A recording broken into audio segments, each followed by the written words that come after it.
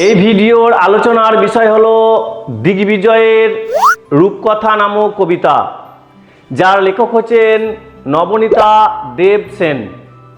আর এই কবিতার উৎস হচ্ছে রক্তে আমি রাজপুত্র। তাহলে এই কবিতার লেখক এবং এই কবিতার উৎস এই দুটো হচ্ছে আমাদের পরীক্ষার প্রশ্নের জন্য খুবই গুরুত্বপূর্ণ। এর আগের আমরা আলোচনা করেছি ধর্ম নামক কবিতা, অর্থাৎ আমাদের এই উচ্চ মাধ্যমিকের থার্ড সেমিস্টারের যে দ্বিতীয় কবিতা, সেই কবিতার নাম হলো দিগ্বিজয়ের রূপকথা, এবং প্রথম যে সিলেবাসের অন্তর্ভুক্ত কবিতা তার নাম হচ্ছে ধর্ম। সে ধর্মের লেখক হচ্ছে শ্রীজাত। যদি তোমরা এই ধর্ম কবিতার বিষয়বস্তু পিপিটির মাধ্যমে এবং প্রত্যেকটা শব্দের অর্থ এবং প্রত্যেকটা চরণের শব্দ ধরে ধরে যদি এই ধর্ম কবিতার বিষয়বস্তু এবং মর্মার্থ অর্থ বুঝতে চাও, তাহলে অবশ্যই তোমরা এই ভিডিওটা দেখো, যার লিঙ্ক ডেসক্রিপশনে দেওয়া আছে। এছাড়াও থাকছে আমাদের এই প্লেলিস্টে অন্তর্ভুক্ত আদরণী গল্প, এবং আদরণী গল্পের প্রথম থেকে সপ্তম পরিচ্ছদ নিয়ে টোটাল 5টা ভিডিও, তারও লিঙ্ক আমাদের ডেসক্রিপশনে দেওয়া আছে। তাহলে চলো আজকে এখন আমরা দেখে নেব এই নবনীতা দেব সেনের রচিত দিগ্বিজয়ের রূপকথা কবিতার প্রত্যেকটা চরণের অন্তর্গত শব্দ এবং শব্দের অর্থ, এবং শেষে থাকছে এই কবিতার মূল ভাব, অর্থাৎ কবি নবনীতা দেব সেন এই কবিতার মাধ্যমে আমাদের পাঠক সমাজদেরকে কি বলতে চেয়েছেন।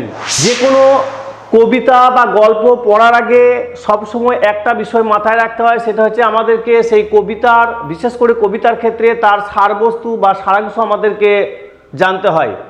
তারপরে জানতে হয় সেই কবিতার চরণ এবং চরণের অন্তর্গত প্রত্যেকটি শব্দ এবং শব্দের অর্থ। দেখো, এটা আপাতত আমাদের কবিতার একটা সারবস্তু আমি আমার মতো করে সুন্দর করে এই পিপিটিতে যুক্ত করেছি, যেটা তোমাদেরকে খুবই সহযোগিতা করবে কবিতার মূল ভাববস্তুর ভিতরে প্রবেশ করতে। দেখো, আমি এখানে কি বলতে চাইছে, রাজপুত্র দিগ্বিজয়ে যাবেন।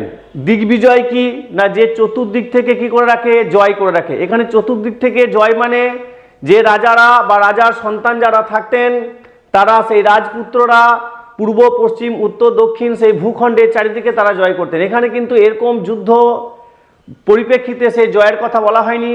এখানে ভালোবাসার মধ্য দিয়ে মানুষের মনকে জয় করতে বলেছেন নবনীতা দেব সেন, পৃথিবীর প্রত্যেকটা মানুষের, সমাজের প্রত্যেকটা মানুষের মনকে। এটা ভাববস্তু দিক থেকে বললাম, কারণ মানব সমাজকে সুন্দর করে প্রতিষ্ঠা করার দায়িত্ব নেন কে নেন না, একজন রাজপুত্র। তার দুঃখিনী মা তাকে সাজিয়ে দিলেন। এই দুঃখিনী মাকে, এখানে দুঃখিনী মা দেখবে আমাদের কবিতার ভিতরে বলা থাকবে দুয়োরানী, অর্থাৎ যে রাজার অবহেলিত একজন রানী, তাকে বলা হয় দুয়োরানী।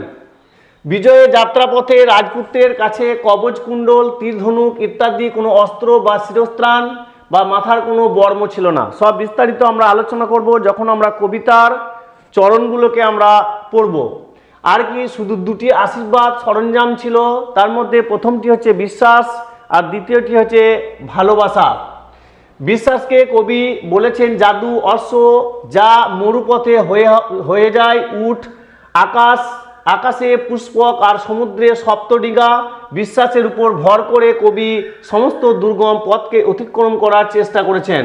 আর ভালোবাসা কবির কাছে হৃদয়ের খাপে ভরা মন্ত্রপুত তরবারি, কিন্তু তা অভঙ্গুর। এই ভালোবাসা দিয়ে কবি বিশ্ব জয় করতে চেয়েছেন। তাহলে আমরা কি দেখলাম, এখানে যে দিগ্বিজয়, সেই দিগ্বিজয়ে বারবার একটা কথাকে ইঙ্গিত করছে, এখানে রক্তাক্ত অবস্থায় কোনো যুদ্ধ এবং বিগ্রহের মাধ্যমে পৃথিবী জয়ের কথা বলা হয়নি।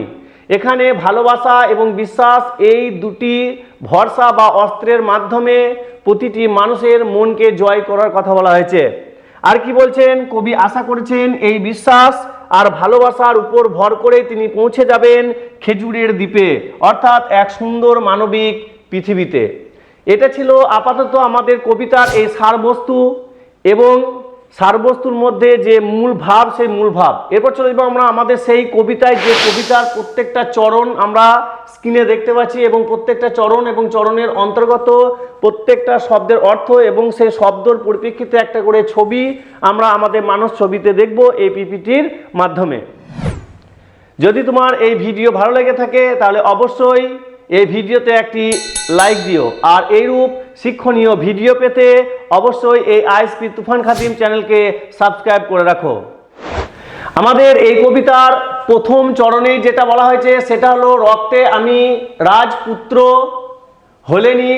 হলেনি বা দুঃখিনী জননী। তাহলে আমাদেরকে এই হলেনি দুঃখী জননী, এখানে জননীকে আমরা একটু আগে বললাম, যদিও এরপরে আমরা আলোচনা করব।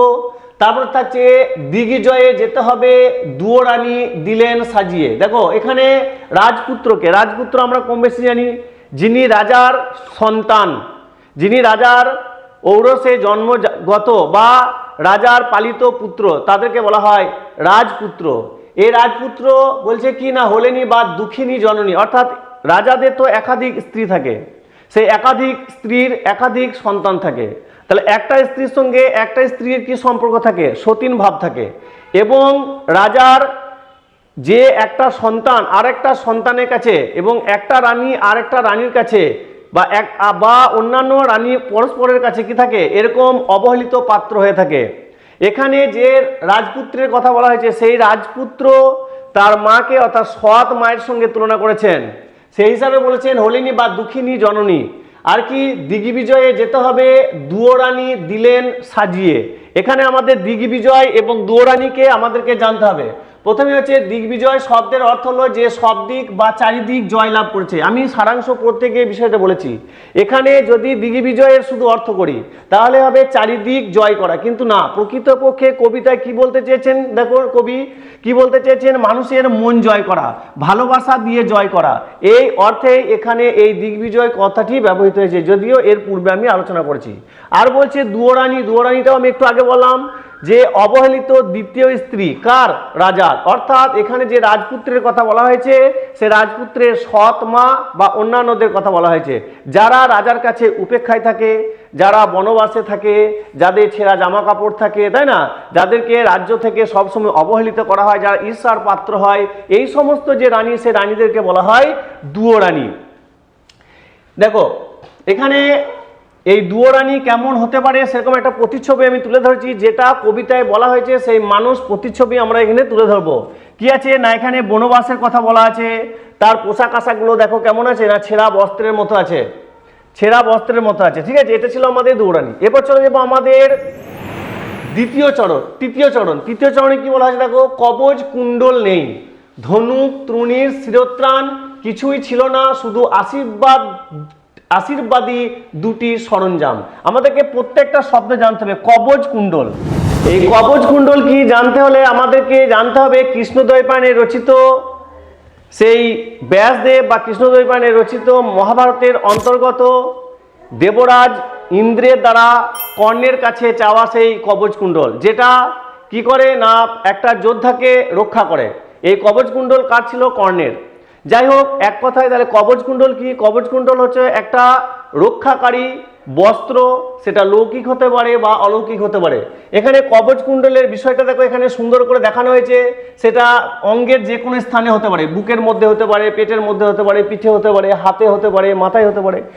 এক কথায় শত্রুর আক্রমণ থেকে রক্ষাকারী এক অলৌকিক বা লৌকিক বস্তু, যেটার নাম হচ্ছে কবচ কুণ্ডল। আর কি থাকছে আমাদের? কবচ কুণ্ডল নেই, ধনুক নেই। ধনুকের ছবি আমরা দেখতে পাচ্ছি, ধনুক নেই কি তৃণীর মানে হচ্ছে এই যে তীরগুলো যেগুলো আছে, তীর আকার যে খাপ, সেই খাপকে বলা হয় তৃণীর। আর নেই কি শিরস্ত্রাণ, শির মানে হচ্ছে মাথা, মাথাকে আবরণকারী, সেটা হচ্ছে শিরস্ত্রাণ। তাহলে এই যে রাজপুত্র, সেই রাজপুত্রের কিন্তু যুদ্ধক্ষেত্রে যাওয়ার জন্য এইরকম বিশেষ কিছু নেই। কেন না, এই রাজপুত্রের যে মা, যে দুয়োরানি, সে হচ্ছে কি না সৎমা রূপে পরিচিত, সেই হিসাবে রাজা তাকে কি করে? অবহেলিত করে। তাই কিন্তু রাজপুত্রের যে রক্ত, সেই রক্ত কিন্তু যুদ্ধ বিগ্রহের মতোই। তাহলে এই বস্তুগুলো যুদ্ধের জন্য খুবই গুরুত্বপূর্ণ, অথচ এইগুলো না থাকা সত্ত্বেও তিনি যুদ্ধে জয় করতে ইচ্ছুক, অর্থাৎ যুদ্ধে অবতীর্ণ হতে ইচ্ছুক। সেই হিসাবে কি বলছে দেখো, কবচ কুণ্ডল নেই, ধনুক তূণীর শিরোত্রাণ কিছুই ছিল না, শুধু ছিল আশীর্বাদী দুটি সরঞ্জাম। আশীর্বাদী দুটি সরঞ্জাম আমি সার বস্তুতে বললাম, একটা হচ্ছে বিশ্বাস আর একটা হচ্ছে কি ভালোবাসা। অর্থাৎ এই রাজপুত্র বিশ্বাস এবং ভালোবাসা দিয়েই এই পৃথিবীর সমস্ত মানুষের মন কি করতে চায়, জয় করতে চায়। তিনি চান না রক্তাক্ত অবস্থায় একটা ঈর্ষার ভাব দেখিয়ে, একটা হিংসাত্মক ভাব দেখিয়ে পৃথিবীর মানুষকে বলপূর্বক তার প্রতি আকর্ষণ করতে। এরপর চলে যাবো আমাদের সেই দুটি বর কি দেখবো আমরা। প্রথম বলছে এক, এই জাদু অশ্ব মরুপথে হয় উঠ, আকাশে পুষ্পক আর সপ্তডিঙ্গা, সাজে সিন্ধু জলে তেপান্তরের পক্ষীরাজ। আমি বিষয়টাকে দেখো পরিষ্কার করার জন্য একটা চিত্র আমি এখানে অঙ্কন করেছি। দেখো কি বলা হয়েছে, এক, এই জাদু অশ্ব, দেখো এখানে জাদু অশ্ব, এগুলো কি একটা আধ্যাত্মিক শক্তি বিশেষ। তাহলে জাদু অশ্ব থাকছে কি মরুপথে, সেই হয় উঠ, যে কখনো জাদু অশ্ব হয় সেই আবার মরুপথে কি হয়ে ওঠে না উঠ হয়ে, দেখো মরুপথে উঠ, আকাশে পুষ্পক, আর আকাশে পুষ্পক মানে পুষ্পক রথ, এখানে পুষ্পক মানে পুষ্পক রথকে বোঝানো হয়েছে। আর কি সপ্তডিঙ্গা দেখো এটা আছে। যদি তোমরা কখনো বেহুলা লক্ষিন্দার কোনো টপিক নিয়ে পড়ে থাকো, দেখবে ওখানে সপ্তডিঙ্গা কথাটা বলা আছে। সপ্তডিঙ্গা কি না, এরকম ছোট ছোট অনেকগুলো যে নৌকা যেগুলো বণিকরা বাণিজ্য করতে যেতেন, সেই বাণিজ্যিক যে 7টা যে ডিঙ্গা তাদেরকে একত্রে বলা হয় সপ্তডিঙ্গা। আবার কি সপ্তডিঙ্গা সাজে সিন্ধু জলে, কোন জলে, সিন্ধু, অর্থাৎ গঙ্গার অপর নাম আমরা জানি সিন্ধু, বা সিন্ধুর আরেক নাম হচ্ছে গঙ্গা। সিন্ধু জলে তেপান্তরে পক্ষীরাজ, সে আবার হয়ে ওঠে কখনো পক্ষীরাজ, অর্থাৎ এরকম অলৌকিক শক্তিমান সম্পূর্ণ। তাহলে এখানে যে সম্পূর্ণ বিশ্বাস থাকা, যে আমি যদি মরুভূমিতে যাই সেখানেও আমি মরুভূমিতে কি করব, মানুষের মন জয় করতে পারবো। সিন্ধু নদীর তীরে যদি যাই সেখানেও মানুষদের মন জয় করতে পারবো। অলৌকিক আধ্যাত্মিকভাবে যদি কোনো ব্যক্তি সম্পন্ন থাকে তাদেরও আমি মন জয় করতে পারবো, এটার নামই হচ্ছে বিশ্বাস।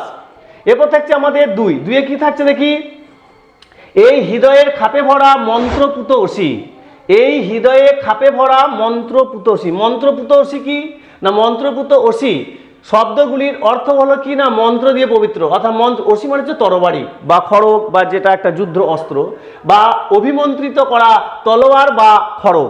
দেখো বিষয়টাকে আমি একটা চিত্রের মাধ্যমে বোঝানোর চেষ্টা করছি। এটা একটা অলৌকিক সম্পূর্ণ তরবারি, এটাকে বলা হচ্ছে কি মন্ত্রপুত অসি। এরপরে কি থাকছে, যে মন্ত্রপুত অসি শানিত ইস্পাত খণ্ড, ইস্পাত মানে লোহা যেটা সহজে ভাঙে না, অভঙ্গুর নাম, যার নাম হচ্ছে ভালোবাসা। কি নাম না, ভালোবাসা।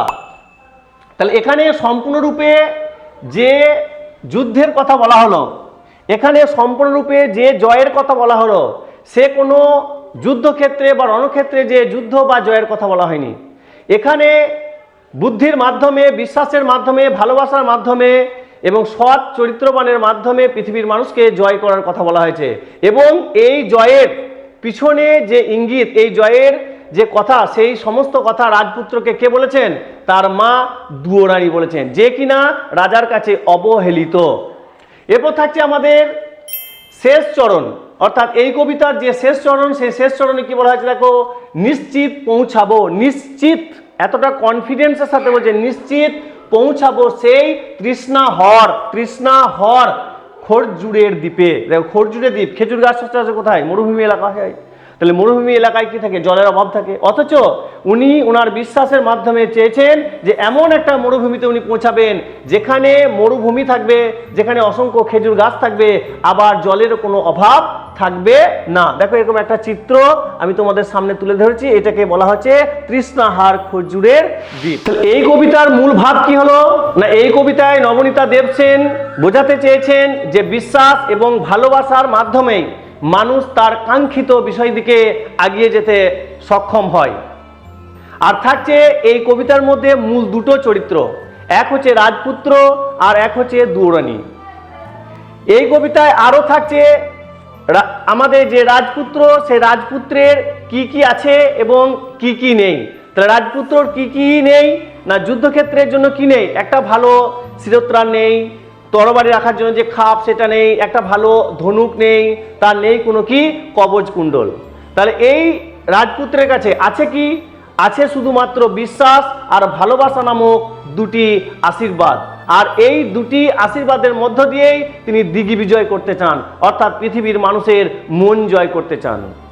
তাহলে এই ছিল আপাতত আমাদের এই কবিতার বিষয়বস্তু, এই কবিতার প্রত্যেকটি চরণের অন্তর্গত শব্দ, তাদের অর্থ এবং অর্থ প্রাসঙ্গিক কিছু কিছু চিত্র।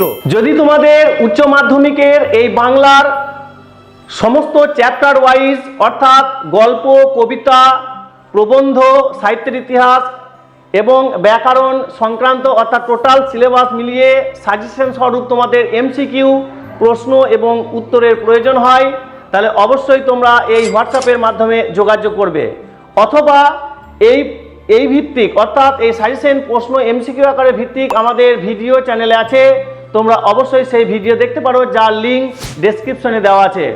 তাহলে আজকের মতো এই পর্যন্ত, আবার দেখা হবে পরের ভিডিওতে।